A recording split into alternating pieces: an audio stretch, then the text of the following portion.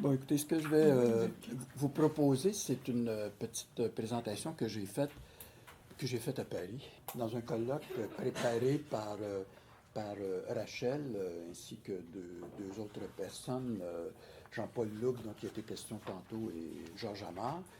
Un colloque sur la géopolitique urbaine. Je vous préviens que c'est un témoignage, donc j'y parle d'abord de moi.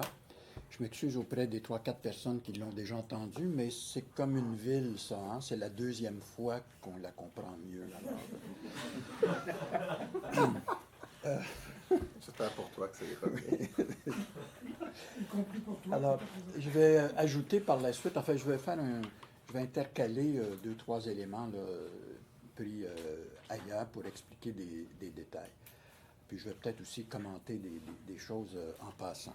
Ça s'intitule La marche flâneuse en milieu urbain, une démarche géopoétique, et ça s'épigraphie chez le poète Pierre Perrault, une citation qui est tirée de J'habite une ville. Je ne sais pas si vous connaissez ce très beau livre.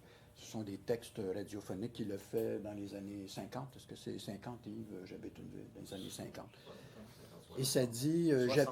60? Début des années 60. J'habite une ville où les enfants fleurissent dans les fentes du trottoir.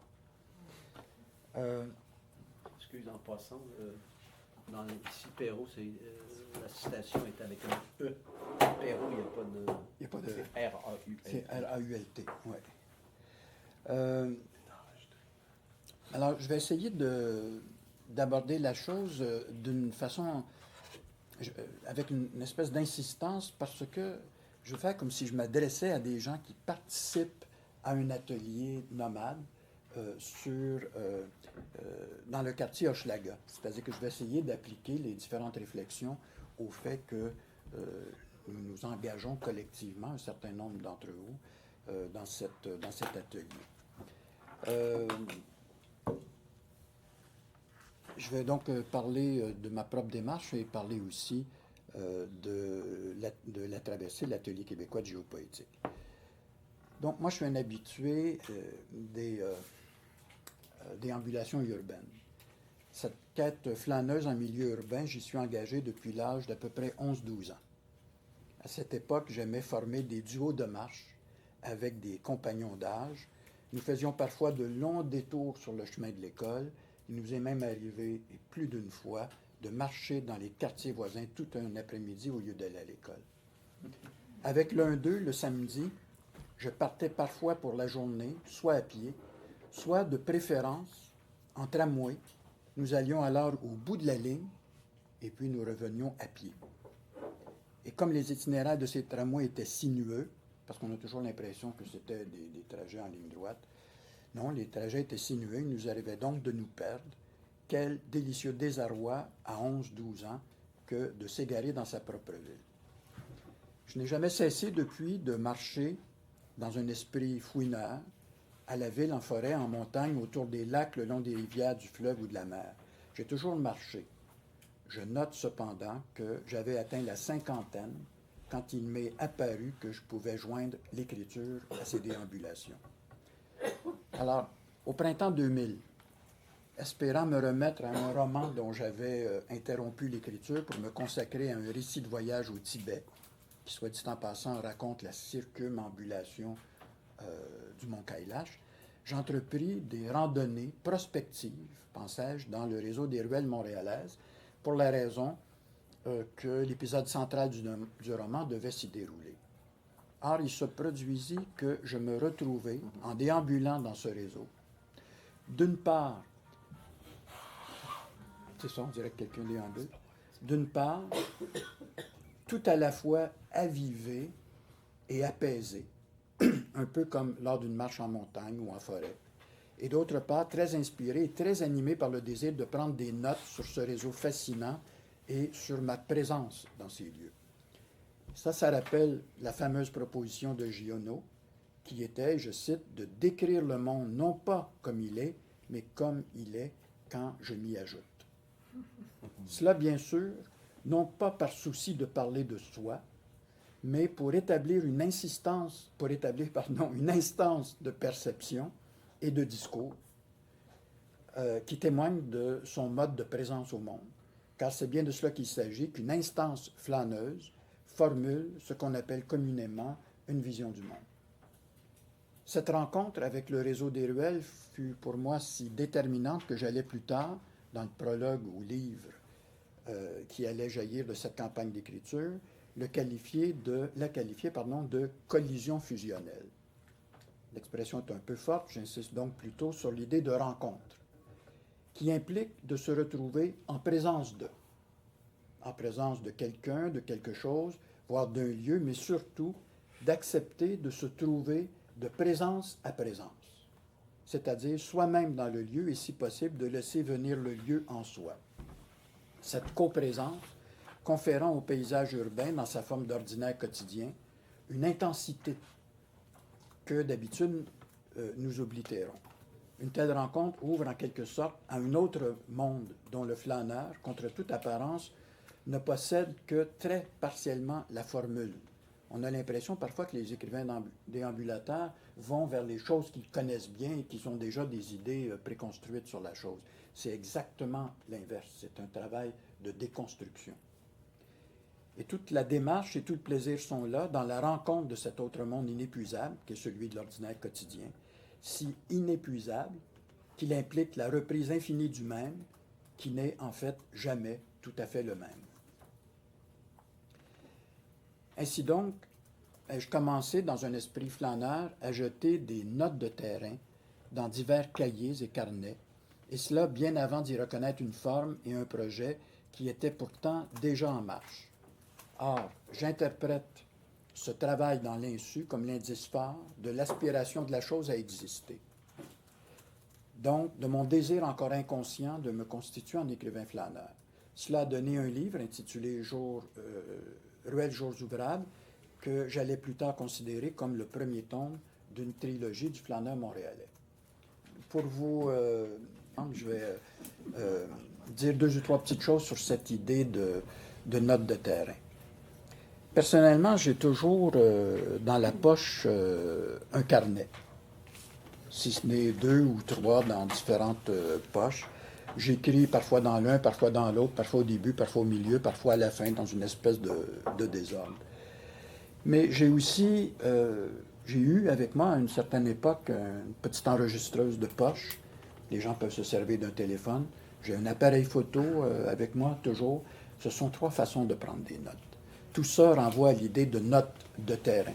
Il y a des photos qui n'ont pas une fonction esthétique, artistique, mais qui sont là tout simplement pour mener à l'écriture.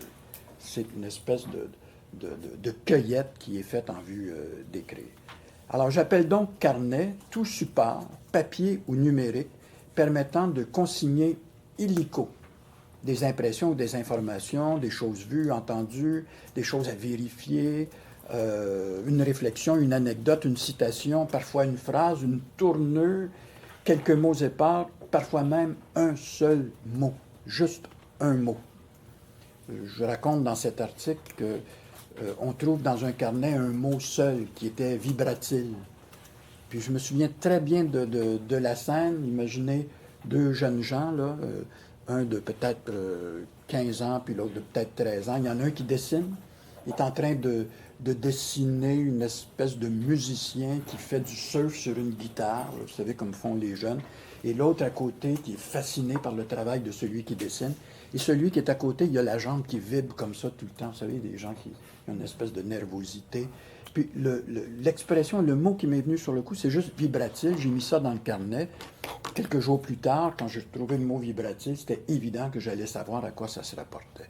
Autrement dit, il y a entre le carnet et l'écrivain qui y inscrit des notules, il y a un lien très intime, très particulier qui lui permet, par un simple mot, de reconnaître toute une scène, tout un contenu, toute une dimension qui revient comme de sa source. On parle donc ici de choses qui ne peuvent pas attendre d'être notées. Il faut absolument, il y a comme une obligation de prendre une note. Parce qu'il y a un certain moment de la pensée à inscrire, crainte qu'il ne revienne pas à l'esprit. C'est ce que j'appelle le moment du carnet, quand la main, avec une dextérité de pickpocket, extirpe le carnet ou le dictaphone de la poche pour y verser du langage. c'est ce que j'appelle des mementos, c'est-à-dire de toutes petites notes juste pour mémoire, juste pour s'en rappeler. L'esthétique des notes de carnet est en effet marquée par le jaillissement spontané, par la discontinuité et par l'accumulation. Vous ouvrez un carnet d'écrivain, il y a une accumulation de choses dans une espèce de désordre. Moi, si je note dans différents carnets, soit dit en passant, au début, au milieu, à la fin, c'est parce que je crois beaucoup à l'espèce d'entropie de laquelle devrait normalement sortir par mon propre travail sur ces notes-là, des espèces de réseaux, des passages qui se mettent en connexion. Les notes de carnet témoignent de l'impérieuse nécessité de constamment maintenir active sa pensée productrice. Alors, il y a derrière ça cette idée, et là je reviens à ma proposition du départ, il y a cette idée que le flâneur est quelqu'un qui se promène dans une attention flottante, mais en même temps, il lui arrive de prendre des notes, de noter des détails, comme si à l'attention flottante devait correspondre quelque chose d'un peu plus précis, qui note des choses plus précises, qui s'accroche à un détail ou à une série de détails, qui met ensemble une série de détails. Les carnets étalent ainsi un bric-à-brac de notes hétérogènes qui, à force d'ajouts, finissent par suggérer des réseaux. Le carnet est donc un instrument de travail où se met en branle une transition importante entre le vrac de données documentaires, dont la réalité nous abreuve, ou de réflexion qu'elle nous inspire, et une écriture possible, une œuvre possible. Et je parle de tout ça dans la perspective de l'atelier qui nous intéresse ici, puisque, allant dans le quartier Hochelaga, on sera appelé peut-être à voir des choses qui exigeront, je pense, si vous voulez écrire, une prise de notes, encore une fois, linguistique, iconique, enfin, des croquis, des photos de différentes natures. Je considérerais même comme des notes, dans une certaine mesure, des artefacts que nous avons ramassés dans certaines ruelles il y a un bon nombre d'années et qu'on a mis dans les carnets, des petits bouts ramassés un peu partout. Tiens, André. Pourquoi prendre frénétiquement des notes? Dans cet article, j'essaie de donner quelques raisons. Il y en a une en particulier qui m'intéresse ici, outre le fait que la notation ajoute une strate de vigilance, là, mon attention flottante, comme je le disais il y a un instant. Il y a le fait que l'écrivain finit toujours par lire le monde dans son propre langage. C'est souvent dans le carnet qu'il développe, voire qu'il découvre cette sensibilité qui n'est qu'à lui. Autrement dit, il y a une fréquentation des lieux, mais dans un deuxième temps, quand vient le temps d'écrire, il y a parfois une fréquentation du carnet, comme si je visitais le carnet, comme si on visitait ses propres notes. C'est du texte, ce n'est pas encore le texte. Au mieux, c'est un avant-texte, au pire, c'est du texte qui restera une matière inféconde. Mais il se peut que, bien que ça reste une matière inféconde, que ça soit quand même fécond par accompagnement d'une série de notes, autrement dit parce que ça participe d'un travail de prise de notes. Ces carnets d'écrivains, ça rappelle un peu les calepins de croquis et d'esquisses des peintres, des croquis par lesquels l'œuvre cherche sa forme, par lesquels elle cherche son contenu. Le carnet est un instrument, en somme, exploratoire. Je dirais que ce qui se révèle surtout, ce sont les traces d'une recherche par tâtonnement, par petites touches successives. En somme, le carnet n'est pas le lieu où fignoler, parce que ce n'est pas le moment de s'appesantir longuement pour essayer de trouver le mot juste, il viendra bien un peu plus tard. Mais c'est le moment où consigner le significatif, le fugitif, le singulier, je dirais le nécessaire, cette chose qu'on ne préconnaît pas, mais qu'on reconnaît en le trouvant. Vous savez, c'est une idée baudelairienne, hein? Vous connaissez cette lettre que Baudelaire écrit à Wagner en lui disant que l'artiste est appelé à reconnaître sa propre matière dans le paysage, mais peut-être possiblement, moi c'est ce que je postule, dans ses propres notes. Ils sont prises très instinctivement et dans lesquelles on peut reconnaître finalement par investissement de liens, par exemple, des choses qui sont destinées à se construire ou à construire quelque chose. Et souvent, ces choses-là, donc, comme j'essaie de le faire valoir, sont trouvées dans le carnet. Alors, je reviens à la présentation précédente. Durant ces années de fréquentation des ruelles, c'est là que j'en étais, il m'est en effet arrivé, cela de plus en plus souvent, surtout en saison froide, de m'arrêter dans un café pour prendre des notes sur ce que je venais de vivre dans les ruelles. Jusqu'au moment où je me suis rendu compte que je prenais de plus en plus de notes sur les cafés et de moins en moins sur les ruelles. C'est ainsi que le premier ouvrage a trouvé son terme et qu'une seconde campagne d'écriture s'est ajoutée à la première. C'est important de se rappeler de ça, je trouve, parce que ça nous indique que ces ouvrages littéraires-là n'inscrivent pas une fin, comme par exemple un roman avec sa chute. Hein? On ne sait pas quand ça va se terminer. Ça va peut-être se terminer par la toute première note qui a été prise, ou une des premières, ou peu importe. Il y a une construction là, qui se fait. Encore une fois, la chose s'est mise en branle, pour ainsi dire, à mon insu. En fait, je n'ai pas vu venir que le second tome serait très différent du premier, surtout par le fait que j'y serais plutôt voyeur par oreille. Parce que dans les ruelles, il s'agissait plus de voir. Dans les cafés, essayez d'y penser, là, on fonctionne assez voyeur par oreille. Que je revienne maintenant sur cette idée que ma frénésie de déambulation et de flânerie a précédé ma connaissance de la géopoétique. Ne serait-ce que pour préciser qu'il y a cependant trouvé plus tard une grande partie de sa niche conceptuelle.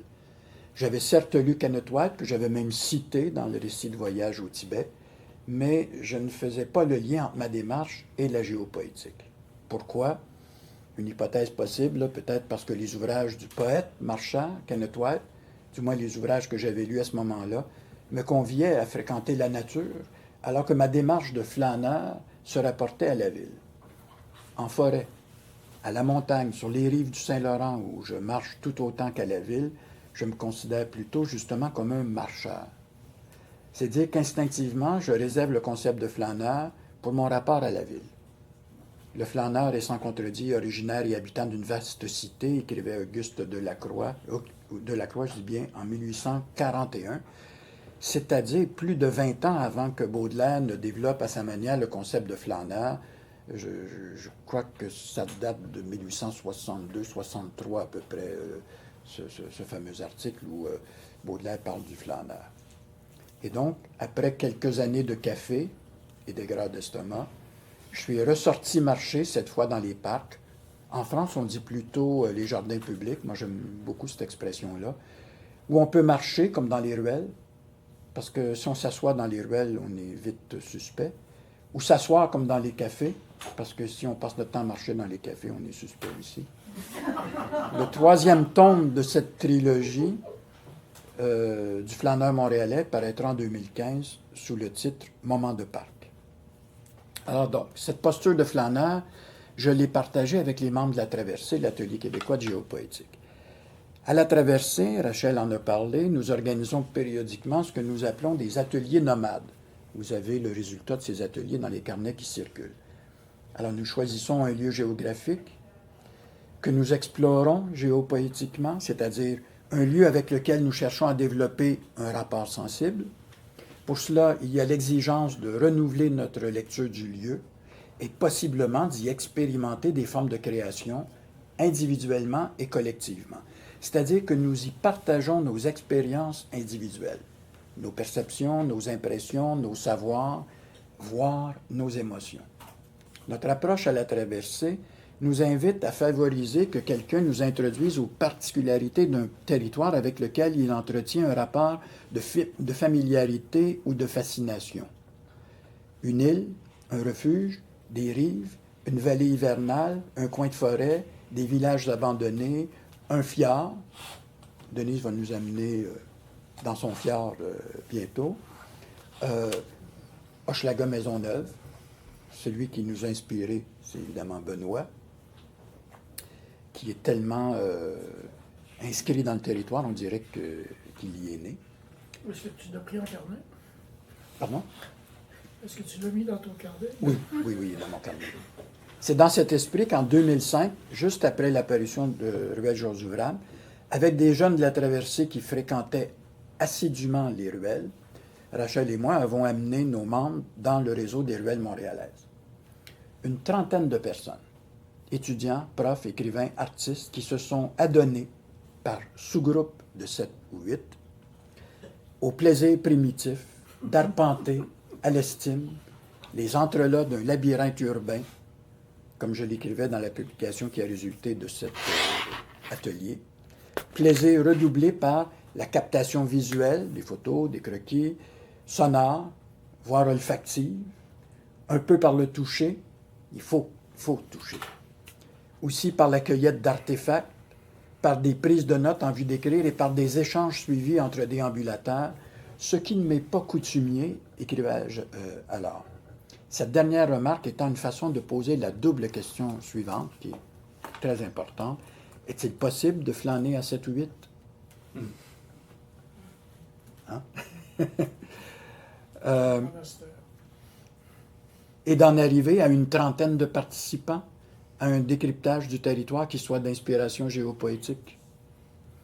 Or, la réponse traverséenne à cette question délicate, réponse positive, je le précise sans réserve, se condense dans le mot « partage », qui est le mot-clé de notre approche géopoétique, et cela pour l'ensemble de nos activités. Le partage aura donc été notre façon collective de réenchanter cet espace communautaire qu'est le réseau des ruelles montréalaises, espace composite et relationnel, résultat de strates historiques façonnées à coups d'improvisation et de relations humaines. Pour nous, donc, cet envers des façades, sorte d'interland, comme disent les géographes, c'est ces gens qui m'avaient soufflé le mot, constituait un agrégat de signification propice à ce que j'ai plutôt appelé une rencontre sur le mode de la coprésence, un agrégat de signification dont une posture de flâneur et des échanges entre flâneurs peuvent favoriser l'accès. Il y a en effet, autour de ce partage d'une expérience personnelle du territoire, l'idée d'une posture, c'est-à-dire d'une attitude de flâneur. Cette posture de flâneur repose avant tout sur une forme de vigilance, que j'aime appeler un qui-vive, sur une disponibilité physique et intellectuelle, ça revient un peu à des choses que tu as soulignées tantôt, et je dirais langagière, une disponibilité langagière. Mettre son langage en état de disponibilité face au paysage, face à un circuit, à un espace pratiqué. Je reprends la phrase, une disponibilité physique, intellectuelle et je dirais langagière, qui dépouille le rapport à la richesse dont est investi l'ordinaire quotidien, des a priori, des lieux communs et autres arrangements avec notre conscience, notre peu de conscience des espaces communs, que par trop de routine, nous avons désappris à lire, que nous avons désappris à interpréter. On dirait que c'est du donner d'avance, on est plus sensible à son propre quartier. À l'époque où je donnais un séminaire sur les écrivains déambulateurs, je demandais aux étudiants « Qu'est-ce qu'il y a devant chez vous? » Les gens disaient « Des maisons. » Wow, bravo. Est-ce qu'il y a des balcons? Ah oui, tout le monde, oui. En bois, en PVC, en fer forgé, j'avais perdu la moitié de la classe. Et je demandais aux gens, qu'est-ce qu'il y a entre chez vous et votre dépanneur où vous allez acheter une pinte de lait? Personne n'est capable de faire la description de ça, ou presque. Alors, c'est de ça qu'il s'agit, être attentif. Je note par ailleurs que lors de cet atelier, comme dans l'ensemble de nos ateliers nomades, qui sont toujours des expériences de partage, nous avons proposé une conciliation de la démarche individuelle avec une démarche collective. C'est ça, au fond, qui est proposé dans l'atelier qui s'en vient. Chaque participant est d'abord et avant tout resté un individu engagé dans une pratique de flânerie. La mise en commun s'est manifestée sur place par des échanges impromptus, puis dans la publication qui en a résulté. Et soit dit en passant, les échanges impromptus sur place, c'est pas évident. C'est pas évident parce que, sur le coup, on se retrouve dans un nouveau lieu. C'est vrai qu'il n'y a pas 1 million d'idées qui nous viennent sur le coup. On n'a pas beaucoup de choses à échanger. D'où l'importance d'y aller, d'y retourner encore, et peu à peu, pouvoir entrer dans une forme de dialogue. À cette étape de publication, une équipe a élaboré ce que nous appelons un carnet de navigation qui est chaque fois un ouvrage artisanal collectif conçu à partir des créations et réflexions individuelles des participants. C'est ce qu'on espère faire encore une fois. On imagine qu'on pourrait arriver à un carnet, peut-être plus qu'un, enfin je ne sais pas, arriver à quelque chose. En 2008, nous avons ajouté à la traversée une activité intitulée « Au retour du flâneur ». Nous avions comme modèle une activité qu'on menait déjà, qui s'appelle toujours les retours du voyageur. Nos retours du voyageur se présentent sous la forme de conférences-discussions visant à donner l'opportunité aux membres de la traversée de faire part de paysages vécus, de méditations, de rencontres faites au loin et de les intégrer à la réflexion géopoétique menée ensemble. Ce que je vous donne là, c'est le texte qui apparaît sur le site de la traversée. Je pense que c'est Rachel qui a dû écrire ça. Il me semble que je reconnais ton écriture. Encore une fois, l'échange de vues. Encore une fois, le partage. Pour ces retours du flâneur, nous déterminons d'abord un espace-thème impliquant son unité de contenu. Alors, il y a eu les gares, les parcs, les trottoirs. Il y a même eu la nuit. Et il y aura donc Hochelaga, il y aura Hochelaga la nuit. Enfin, je pense qu'il y aura quelques flâneries organisées. Les participants ont environ 3 mois, en fait, dans notre formule usuelle, pour fréquenter cet espace-thème sur le mode de la flânerie et pour produire des textes, des dessins, encore une fois, des photos, des captages sonores, des enregistrements vidéo, etc. Il y a même quelqu'un qui avait enregistré son texte, comment on appelle ça, dans le frigidaire à bière, là, d'un dépanneur pour l'atelier sur les dépanneurs. Ces éléments créateurs peuvent ensuite être versés sur un espace web géré par la traversée. Si possible, au fur et à mesure de la flânerie, sous forme de notes de terrain. C'est pourquoi j'ai insisté tantôt sur la note de terrain, qui n'est pas nécessairement un texte fini, complet. C'est quelque chose qu'on est prêt à partager rapidement, mais qui est susceptible d'être réécrit. Quand on se rend compte à la fin d'un atelier, pas d'un atelier, mais d'un retour du flâneur, les gens viennent lire les textes qu'ils ont produits. On reconnaît en partie des choses qu'on a vues sur le site, mais les textes ont souvent été retouchés. Et ça permet à chacun de réagir aux textes des autres. Et c'est là que peut s'établir une espèce de dialogue par la fréquentation du site. Au bout de 3 mois, ces créations sont présentées, en tout ou en partie, lors d'une soirée rencontre publique. La plupart des participants offrent en effet des extraits de leur production. Le public et les participants sont invités à réagir à ces présentations. Il importe en effet de considérer ces soirées rencontres sur le mode de forum de pratique, donc d'échange. Ici encore, chaque participant demeure un individu engagé dans une pratique de flânerie. Il garde ses droits sur ses textes, tout ça. La mise en commun se manifeste dans l'espace web, puis lors de la soirée rencontre. La question qui reste en suspens est donc la suivante: pourquoi écrire sur ces flâneries? Évidemment, d'abord, on pourrait penser pour inviter le lecteur sur le territoire et lui proposer une sensation du lieu, pour l'amener à affiner son propre rapport à l'espace et, si possible, l'inciter à développer une philosophie de l'existence dans son propre milieu, dans son propre quartier, mettons, dans sa propre ville. Non pas par un enseignement dogmatique, mais par un regard autre, par un regard attentif, un regard partageable. Mais peut-être aussi s'agit-il, avant même de songer à partager, d'écrire sur ces flâneries pour se proposer à soi-même une vision du monde, une vision à décoder au sein de ses propres foyers de sens. Car l'écriture dont je parle, en associant perception, langage et ce que j'ai proposé plutôt comme une posture de flâneur, possiblement associable à une démarche géopoétique, cette écriture donc souscrit à une forme que je dirais questionnante, si on me permet ce mot. Disons une forme pensante, bien que les textes inspirés de la géopoétique ne me semblent pas trop chercher à faire paraître qu'ils sont en train de penser. Tout cela ne va pas sans une certaine recherche faisant suite à la démarche. C'est-à-dire qu'en général, les textes, entre autres de flâneurs, ne sont pas des textes qui disent « voyez comme je pense ». Tout cela ne va pas sans une certaine recherche faisant suite à la marche. Et vous pourriez peut-être penser à des écrivains voyageurs, justement, comme Nicolas Bouvier, dont on parlait tantôt, qui voyagent et qui vont fouiller dans les bibliothèques après. car le flâneur, comme le voyageur, est aussi doté d'une grande curiosité intellectuelle. Par exemple, à l'égard du palimpseste territorial. La fouille du flâneur s'exerce en effet en longueur et en largeur, mais aussi dans la double profondeur du ciel et de la terre. La ville n'est pas sans faune, sans fleurs, sans écorce terrestre, sans voûte céleste, soit-elle partielle. La ville n'est pas sans histoire ni sans avenir. Mais pour moi, le flâneur est aussi engagé dans un rapport d'empathie aux gens qui occupent et qui font la rue, le quartier de la ville.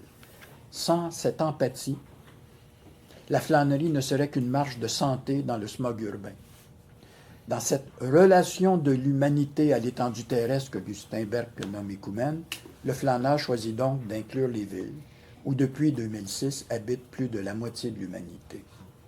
Et il retourne périodiquement sur ces tracés urbains. Il y retourne parce que plus les choses l'ont touché, plus leur silence en accuse la perte. D'où qu'il lui faille sans cesse reprendre sa marche. Ce territoire auquel je suis attaché, dont je reste solidaire, ce territoire que je partage avec ceux que j'appelle les miens, je contribue, comme tous les autres, à le faire advenir. J'y contribue par un rapport poétique à la ville. La référence au poétique, dans ce contexte, ne renvoie pas à la poésie en tant que genre littéraire, mais à la charge émotionnelle et esthétique tirée du rapport au quotidien et possiblement investie dans l'écriture témoignant de ce rapport. C'est que le flâneur cherche le langage par lequel il pourra accueillir les choses en lui. Le langage par lequel les choses sembleront lui parler. Dans une perspective valérienne, donc je parle de Paul Valéry, ce travail d'écriture serait de l'ordre d'une énergie qui se dépense à répondre à ce qui est. Ce qui renverrait à une façon de prendre conscience et de lutter contre la perte de lien de territorialité entre l'habitant et son environnement, en l'occurrence urbain.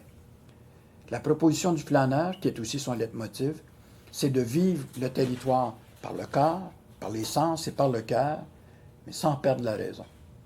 Il ne s'agit pas d'aimer naïvement ce qui n'est pas aimable, alors nommez-les l'indigence, les zones sales ou dangereuses, les immeubles de cage à poules, mais de ne jamais mépriser l'humain dans son lieu de résidence, de ne pas laisser la laideur nous dominer, aussi de ne pas abandonner la ville aux spéculateurs. Mais ça, c'est autre chose, car il ne s'agit pas ici de politiser le rapport à la ville, mais de le poétiser, bien que le poétiser soit peut-être la manière amoureuse de le politiser. Tout doit donc commencer par le rétablissement de la communication avec le territoire.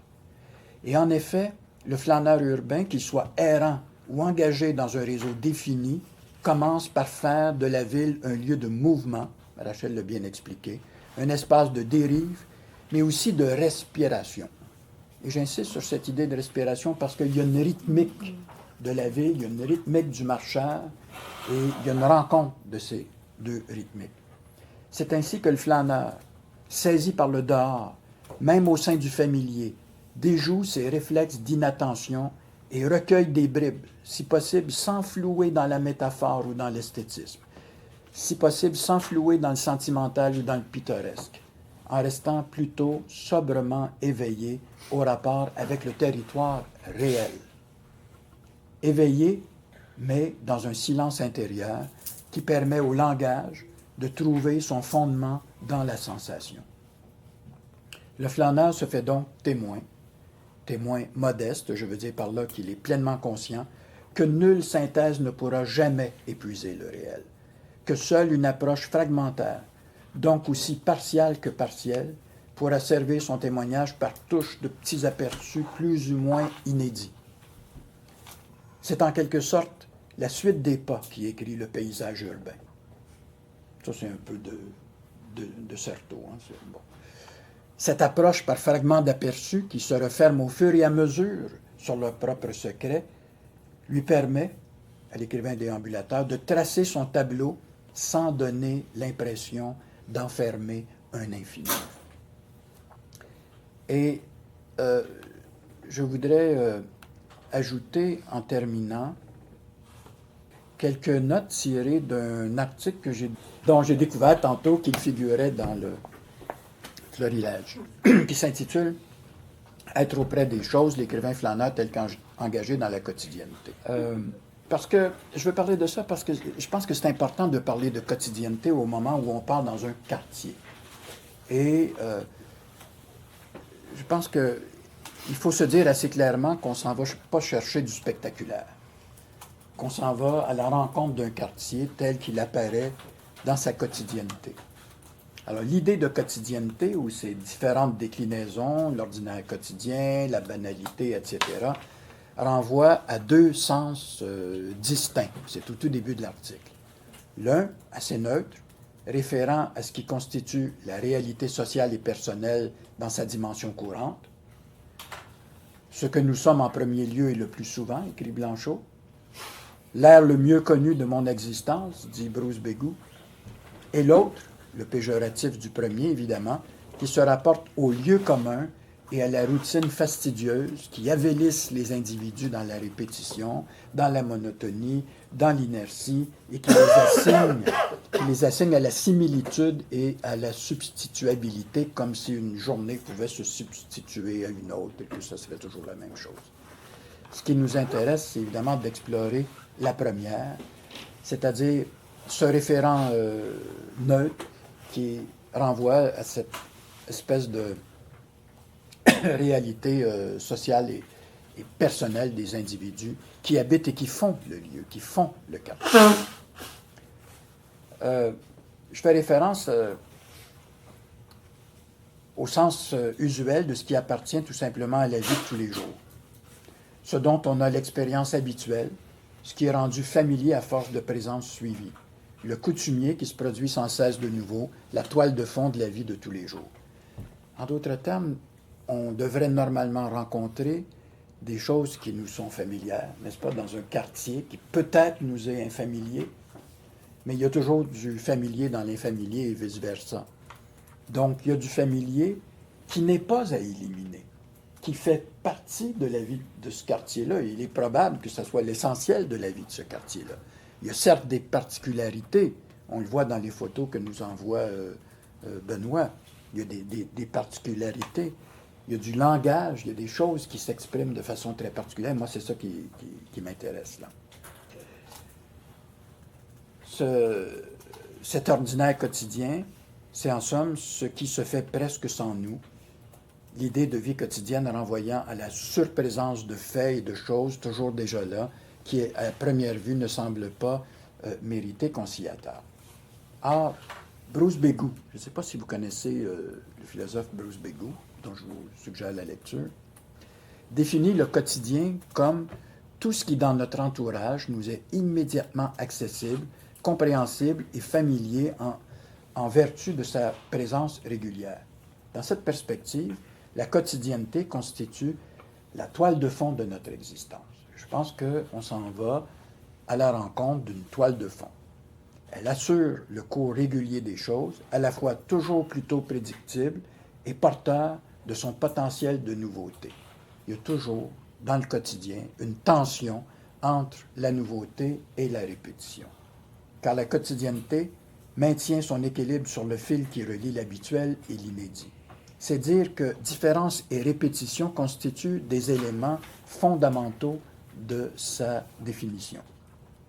On parle donc ici d'une confrontation permanente entre la régularité de l'ordinaire et la variabilité induite par le fortuit, par l'inopiné.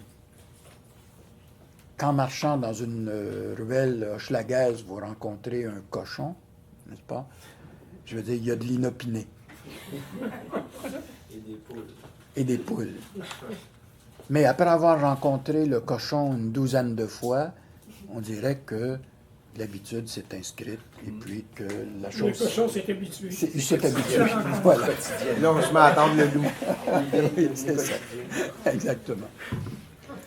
La trame du quotidien est porteuse de cette tension que le sociologue Claude Javot résume par cette formule: le quotidien est le lieu du changement sur fond de continuité et en même temps le lieu de la continuité sur fond de changement. La quotidienneté, cependant, ça ne se laisse pas fouiller facilement. je vous dis tout de suite, il faut y aller plusieurs fois.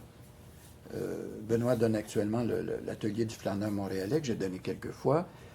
Et ça prend un certain temps à convaincre les gens qu'il faut y aller plusieurs fois pour voir quelque chose. 99 fois sur 100, comme je pense l'avoir déjà écrit, il ne se passe rien. Et il ne faut pas attendre des événements particuliers. Il faut juste finir par faire corps avec l'espace. Donc, c'est sûr qu'il faut y aller plusieurs fois. Parce que la quotidienneté ne se laisse pas fouiller facilement. Je voudrais donc suggérer, afin de peaufiner ce concept de quotidienneté, de lui attribuer le sens d'un néologisme que j'ai emprunté par construction, non, que j'ai construit par emprunt à un écrivain que Rachel aime beaucoup, Victor Ségalen. C'est le néologisme endotique par rapport à exotique. Le préfixe endo, qui veut dire en dedans, et le suffixe ic, le icos latin, là, ou le icos grec, si vous voulez, qui se rapporte à. Donc, qui se rapporte à ce qui est à l'intérieur plutôt qu'il se rapporte à ce qui est étranger. Le sens du mot endotique est donc qui est relatif à ce qui est en dedans, qui se rapporte à ce qui est familier. Et justement, Ségalen définit l'exotique comme tout ce qui est en dehors de l'ensemble de nos faits de conscience actuels quotidiens, tout ce qui n'est pas notre totalité mentale coutumière. Alors, en jouant avec ces mots-là, je dirais que le terme endotique référera donc à tout ce qui participe de nos faits actuels, quotidiens, tout ce qui relève de notre tonalité mentale coutumière. Évidemment, on peut penser à ce que ça représente pour soi dans son propre lieu, qu'est-ce que ça représente pour l'autre dans son lieu à lui, même si ce lieu-là ne nous est pas très étranger. Autrement dit, la plupart d'entre nous, moi je suis né là, dans Hochelaga, mais je l'ai quitté à l'âge de, je pense, 4 ans et demi. Je me considère comme un garçon de Rosemont. Je vais aller dans Hochelaga sur un territoire qui n'est pas le mien. Même si c'est familier, c'est pas tout à fait le mien. Alors, comment va s'établir ce rapport-là?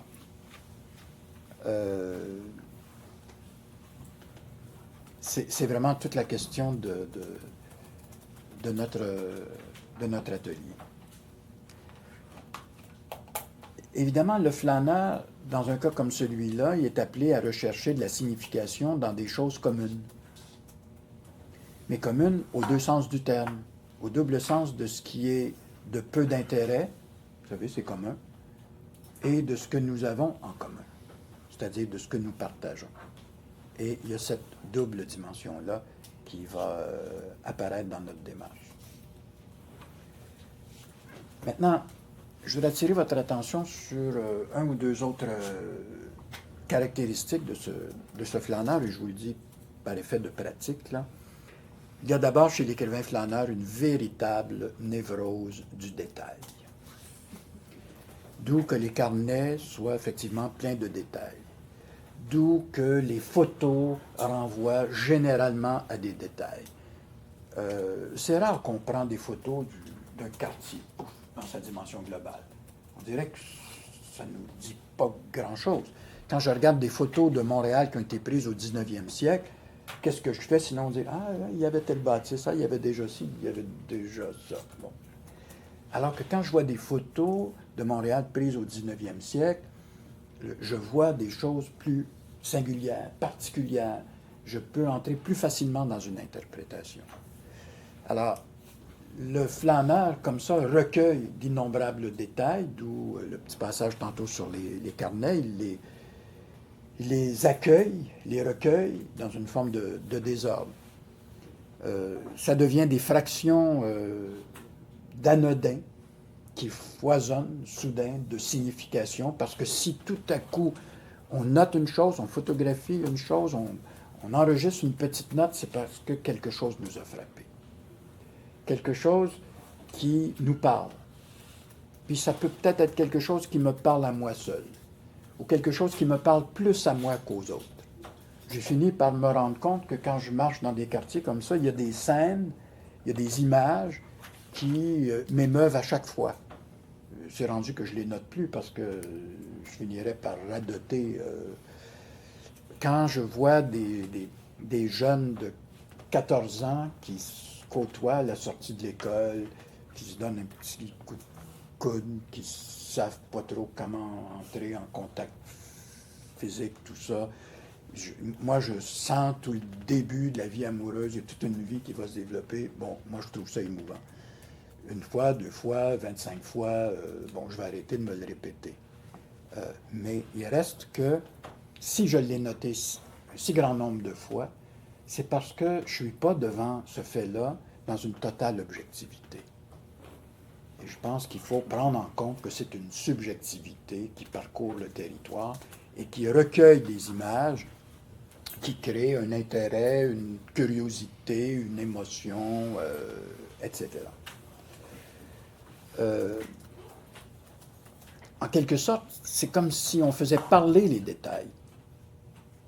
Et les faire parler, c'est les faire parler dans sa langue à soi. Dans la langue étrangère de l'écrivain, comme dit Proust, dans ma langue particulière, ma langue à moi. Vous savez très bien que si nous parcourons un certain territoire, si nous marchons ensemble quelques-uns, on ne verra pas les mêmes choses, on ne notera pas les mêmes choses. Et si par hasard on note la même chose, on ne va pas la noter de la même manière. L'insistance ne sera pas au même niveau de perception.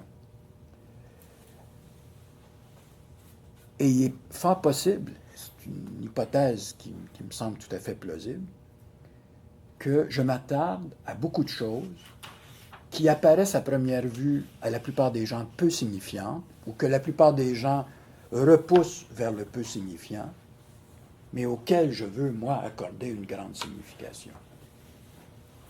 Ma proposition, c'est que le peu signifiant est indissociable d'un rapport fondamental au monde. Le côté obsessif du flâneur l'amène donc à une double flânerie, à la fois dans l'espace et dans l'esprit. Je pourrais aussi le percevoir le présenter d'une autre façon, une double flânerie dans l'espace et puis par la suite dans ses propres notes. On dirait qu'il y a une deuxième étape. Paul Léoto disait dans son journal, il se demandait mais pourquoi je prends des notes de façon si névrotique justement, sinon pour pouvoir vivre les choses 2 fois, c'est-à-dire pour ajouter une intensité à ce qui avait été vécu peut-être un peu trop rapidement. Tu te souviens de cette citation de Léoto? Une double flânerie à la fois dans l'espace et dans l'esprit, et ça amène à développer, j'espère que dans le séminaire, Bertrand va en parler, ça nous amène au concept de musement que tu as développé. J'aime bien le verbe musarder, c'est-à-dire s'adonner à une espèce de musement, d'errance, à la fois dans l'espace et peut-être aussi dans sa propre pensée. Dans sa relation au monde, le flâneur compte à lui seul pour la moitié. C'est fondamental pour moi. C'est-à-dire qu'il y a une rencontre directe entre soi et le réel. Il est, dans ce tête-à-tête, hypnotisé par sa propre fascination et ça donne au jeu d'un double musement dans l'espace et dans la pensée, un musement qui fusionne l'espace et la pensée. C'est ce que j'aime appeler une musardise. Et encore une fois, je pense que Bertrand devrait parler de ça. Je ne sais pas si tu comptes le faire. Maintenant, une ou deux autres courtes remarques en terminant. Je suis toujours un petit peu, pas agacé, mais je trouve toujours suspect quand j'entends, puis je l'ai encore entendu il n'y a pas longtemps en écoutant sur Internet quelqu'un qui parlait justement de déambulation, qu'on parle de la vérité des choses. C'est-à-dire qu'on se donne l'objectif d'avoir un rapport avec les choses qui mène à une espèce de vérité des choses. Moi, je crois assez peu, sinon pas du tout, à l'accord de la connaissance, surtout objective avec son objet. Ce à quoi je crois, cependant, c'est à ce que j'appelle l'événement du sens. C'est-à-dire, c'est peut-être un petit peu ça le moment du carnet. Il y a l'événement du sens. Tout à coup, quelque chose, un détail, prend sens, comme on dit en anglais, make sense, hein, fait du sens, comme le dit le bel anglicisme. C'est un anglicisme, mais moi, j'aime bien cette image-là, là. Ça fait du sens. Et il se produit un événement.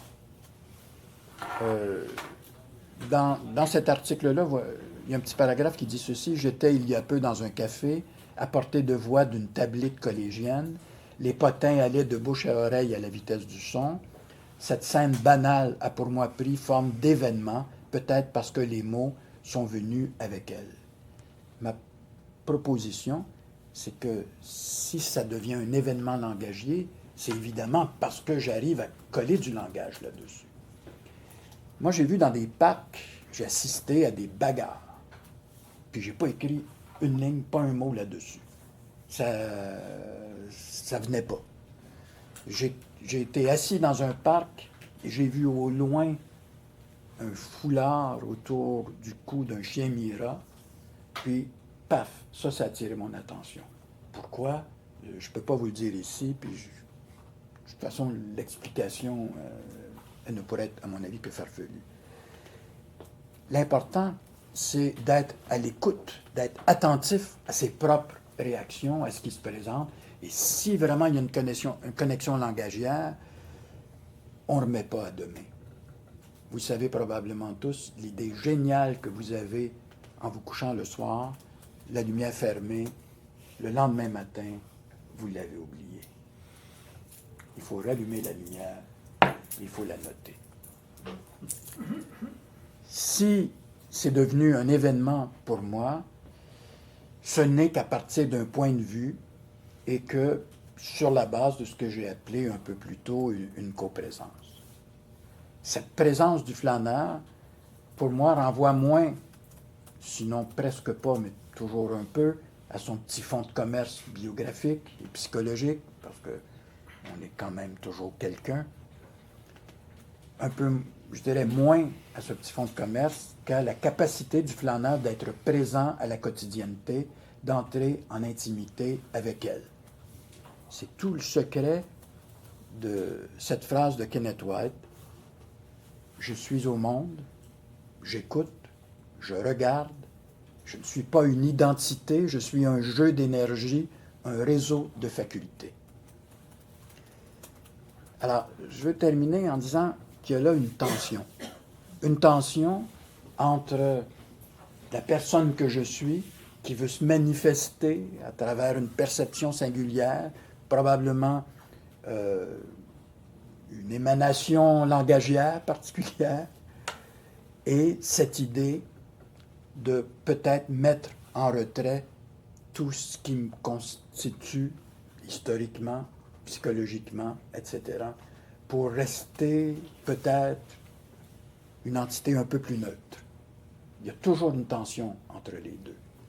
L'expérience me montre qu'on est parfois plus neutre et que parfois on est loin d'être neutre. Le jour où je me suis retrouvé dans le parc Hudon, qui s'appelle le parc Désiré maintenant, Désiré. Le Square Désiré.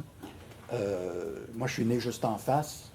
Tout à coup, je me suis dit, boy, c'est le parc. J'ai des photos de moi ici, dans ce parc. J'ai même pas un an, avec ma mère penchée amoureusement sur moi, n'est-ce pas? Je veux dire, je ne peux pas rester neutre. C'est pas possible. Mais donc, il y a une espèce de tension entre les deux qui fait, à mon avis, tout l'intérêt de la chose.